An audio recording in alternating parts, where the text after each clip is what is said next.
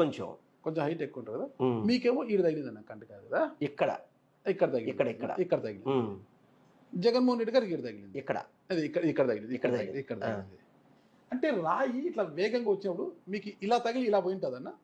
సరే, అది ఎలా తగిలింది అనేది చూసే నా కంటికి తగల మాత్రం నాకు తెలుసు తప్ప ఆయనకి ఎక్కడ మీరు ఇద్దరు సమానంగా ఉన్నప్పుడు లేదంటే ఆయన మీకన్నా కొంత షార్ట్ ఉంటే మీకు ఈడ తగిలి ఆయనకి ఈడ తగలచ్చు, ఇట్లా ఇట్లా ఇట్లా రాయి. సరే, ఆయన నుంచునేది హైట్ లో ఉంటారు కదా, ఆయన మామూలుగా ఆయన ఆయన నుంచునేది. హైట్ ఉన్నప్పుడు మీకు ఈడ తగిలితే ఈ షేప్ లోనే పోవాలి, ఆయన హైట్ లో ఉంటాడు. అంటే అది ఒక రాయ రెండు రాళ్ళ అనేది ఒకటిసారి తగిలింది అయితే వాస్తవం. అంటే మీరు ఇప్పుడు ఎలా తగిలింది అనే దానికి కంటికి తగిలింది కాబట్టి చూపు నాకు మామూలుగా ఇంకొక చోట తగిలింటే కనుక మన చూపు ఓపెన్ అయి ఉంటుంది సార్. ఇప్పుడు నాకు దెబ్బ తగిలినప్పుడు వెంటనే ఏం చేస్తాం, అవి మూసేస్తాం మనం.